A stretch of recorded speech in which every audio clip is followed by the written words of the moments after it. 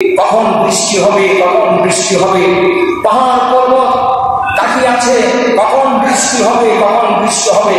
গাছপালা তাকিয়ে আছে কখন বৃষ্টি হবে, কখন বৃষ্টি হবে। পশু পাখি তাকিয়ে আছে কখন বৃষ্টি হবে, কখন বৃষ্টি হবে। এমনকি ওই কৃষক কৃষিরা যে ফসল ফলাচ্ছে, অনেক ফসল ফলাবে তারা, কিন্তু প্রচন্ড খরার কারণে এই জমিগুলো ফেটে গিয়েছে, চৌচির হয়ে গিয়েছে। এই জমির মধ্যে সে রোপণ করতে পারছে না। আজকে এই জমির তাকিয়ে আছে আল্লাহ পাকের কাছে কখন বৃষ্টি হবে, কখন বৃষ্টি হবে। জমির সমস্ত মাখলুকাতগুলো হাহাকার অবস্থা, কখন বৃষ্টি হবে, কখন বৃষ্টি হবে। জমির সব কিছু তাকিয়ে আছে কখন বৃষ্টি হবে, কখন বৃষ্টি হবে। কিন্তু এই বৃষ্টি না হওয়ার কারণটা কি? বৃষ্টি না হওয়ার কারণ হলো আশরাফুল মাখলুকাত, সর্বশ্রেষ্ঠ জাতি এই মানুষের গুনাহ। কিসের কারণে?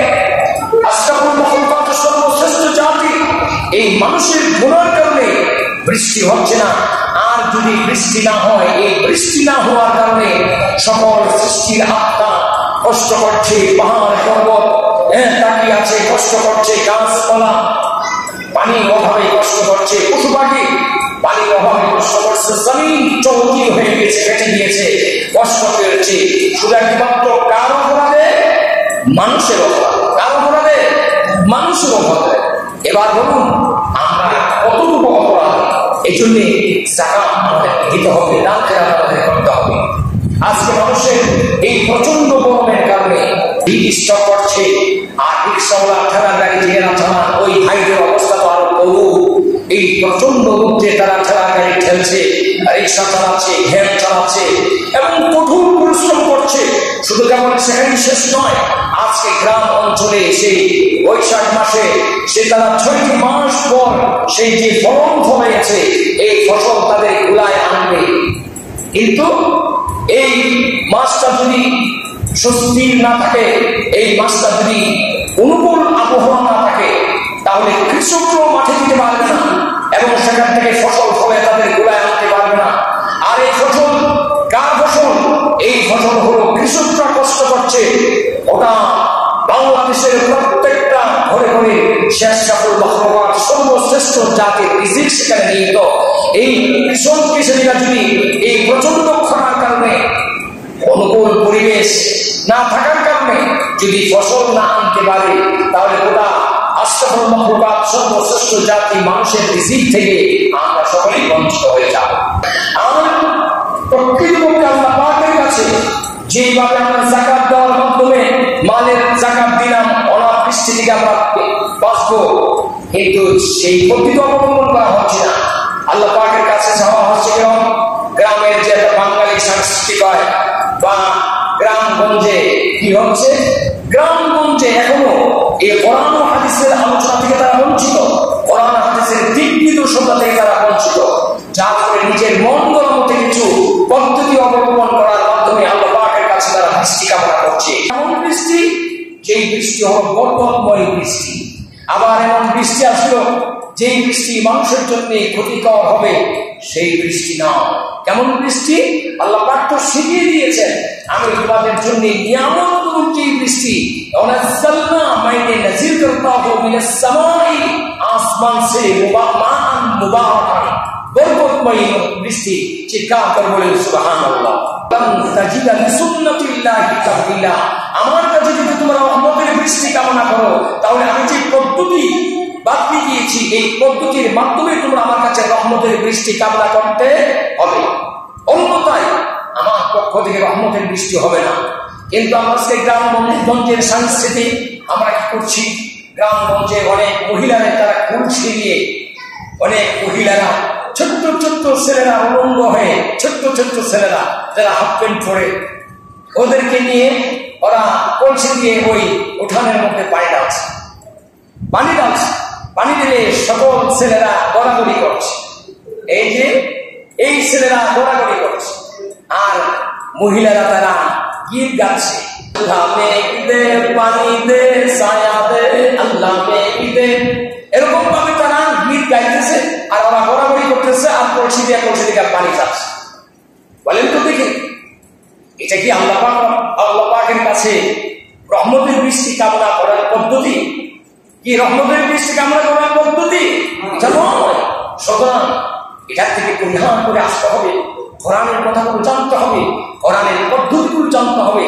অথবা আল্লাহ মেঘতে, পানিতে, ছায়াতে এইভাবে গোড়াগড়ি করে গিট দিয়ে পানি দিয়ে পানি বর্ষণ করাতে হবে, এটা আল্লাহ পাকের সেই পদ্ধতি নয়। পানি এমন একটা বরকতময় জিনিস, পানিটা হলো রহমত। পানিতে আমরা অনেক সময় বলি পানি হলো জীবনের কি নাম? অপর নাম। মানুষের বলি পানি হলো জীবনের অপর নাম। অপর নাম নয়, বরং এটা গুরুত্ব বোঝানো হয়েছে যে পানিটা হলো জীবনের অপর নাম। আল মাউ লাযিমুন লিল হায়াত, পানিটা হলো জীবনের জন্য একটা প্রয়োজনীয় বস্তু। এই পানি ছাড়া মানুষ কি করতে পারে? বাঁচতে পারে না। এই জন্যই নাহনু নাশরাবু মা ফি কুল্লি ইয়াউমিন, আমরা প্রত্যেক দিন লিটারের পর লিটার আমরা পানি খাচ্ছি। আল্লাহ পাক যদি সেই পানি এত সস্তা না করে দিতেন, এই পৃথিবীর মধ্যে 4 ভাগের 3 ভাগের পানি দিয়েছেন। পানির অপরিসীম গুরুত্ব, এই জন্যে আমরা পরিষ্কার পরিচ্ছন্ন পানি আমরা পান করি। আমরা ক্লিন ওয়াটার আমরা পান করি। সুতরাং এই পানি অনেক উপকৃত মানুষের একটি বস্তু। সুতরাং পানি ছাড়া মানুষ কি করতে পারে না? বাঁচতে পারে না। পানির সমস্ত কাজে লাগে, পরিবার পরিজন। এই জন্য ইসলাম ইসলাম আহ্বান করে ইলাল নাযাফাতি ওয়াত তাহারাতি, যদি আপনি পরিষ্কার পরিচ্ছন্ন হতে চান, যদি আপনি পবিত্র হতে চান, তাহলে পানি ছাড়া পরিষ্কার পরিচ্ছন্ন পবিত্র হওয়া কি সম্ভব? কি সম্ভব? সম্ভব নয়। সুতরাং পানির কোনো বিকল্প নেই। আল্লাহ রাসূল সাল্লাল্লাহু আলাইহি ওয়াসাল্লাম তিনি বলেছেন ইন্নাল্লাহা নাযীফুন ইউহিব্বুন নাযাফা, কারণ আল্লাহ নিজে তিনিও পরিষ্কার পরিচ্ছন্ন। সুতরাং আর আল্লাহ নিজেও পরিষ্কারতা কি করেন? পছন্দ করেন। ইউহিব্বুন নাযাফা, তিনি পরিষ্কার পছন্দ করেন। আল্লাহ পাক রব্বুল আলামিন সেই পানিকে মানুষের জন্য 3টি জায়গায় তিনি এমন ভাবে সংরক্ষণ করে রেখে দিয়েছেন, সুবহানাল্লাহি ওয়া বিহামদিহি। আপনার সেই জ্ঞান করায় যখন মানুষের প্রয়োজন পড়বে, আর যেই মানুষ আল্লাহ পাকের কাছে আল্লাহ পাকের বিধান মোতাবেক রাসূল আকরাম সাল্লাল্লাহু আলাইহি ওয়াসাল্লামের সুন্নাত মোতাবেক যদি প্রার্থনা করে, কামনা করে, নিঃসন্দেহে আল্লাহ পাক রব্বুল আলামিন তিনি পাঠিয়ে দেন সেই পানি। কিসের মাধ্যমে? মেঘমালার মাধ্যমে। কিসের মাধ্যমে? মেঘমালার মাধ্যমে। এই জন্য আল্লাহ পাক রব্বুল আলামিন বিশ্ব মানবতার জন্য তিনি এই মালকে ফরজ করে দিয়েছেন। যদি তুমি মালের মালিক হও, নেশাবে মালের উপযুক্ত হও, 52 তোলা এবং 7.5 তোলা স্বর্ণের উপযুক্ত হও, তোমার কাছে মাল থেকে থাকে, তাহলে তুমি কি করো? যাকাত প্রদান করো। যেরকম থেকে আল্লাহ পাক রব্বুল আলামিন 82 জায়গার মধ্যে তিনি সালাতের কথা বলেছেন, সেটা আমরা জানি সকলে। আমরা সকল মুসল্লিদের কিন্তু আমরা নির্দ্বিধায় আমরা এই কথা জানি। কিন্তু যাকাতের কথা কোরআনে কতবার বলেছেন সেটা আমরা কোনদিন গবেষণা করি নাই। সালাতের কথা যতবার বলেছে আমার আল্লাহ পাক রব্বুল আলামিন তিনি যাকাতের কথাও ততবার বলেছেন। কারণ সালাতের সাথে সাথেই বলেছেন আকিমিস সালাতা ওয়া আতুজ যাকাত, তোমরা নামাজ প্রতিষ্ঠা করো, সালাত প্রতিষ্ঠা করো, এবং সালাত প্রতিষ্ঠা করার পর কি দাও? যাকাত আদায় করো। কি করো? যাকাত আদায় করো। আজকে সেই যাকাতের টাকা যখন আমি পঞ্জীবিত করে রেখেছি, সবার আসবে না কেন? সে অনাবৃষ্টি কেন হবে না? আর বৃষ্টি যদি হয়, সেই বৃষ্টিটা বৃষ্টি নয়, এটা মেঘমালা নয়, এটা হলো শিলা বৃষ্টি। এই শিলা বৃষ্টি এটা মানুষের সম্পদকে আর কি করে দেয়? নষ্ট করে দেয়।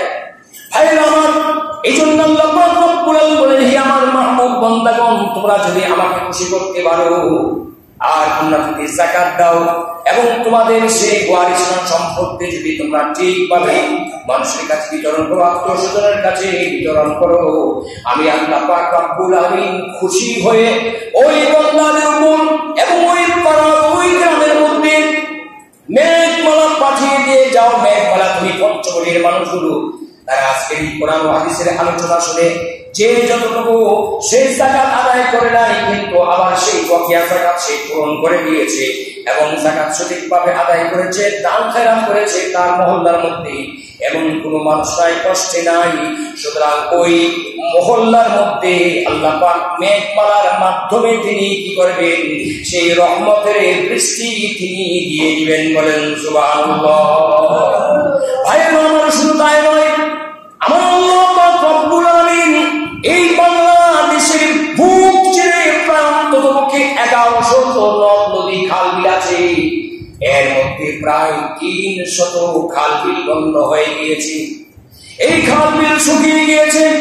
বিশেষ করে আমাদের পশ্চিম উত্তরবঙ্গের সেই গ্রামগুলো আছে, সেখানে খাল বিলগুলো এমন ভাবে শুকিয়ে গিয়েছে, সেই রুদ্রের আর্দ্রতা সেই খাল বিল থেকে পানি তারা বাষ্পের মাধ্যমে নিতে পারে না, কারণ পানি তো নাই।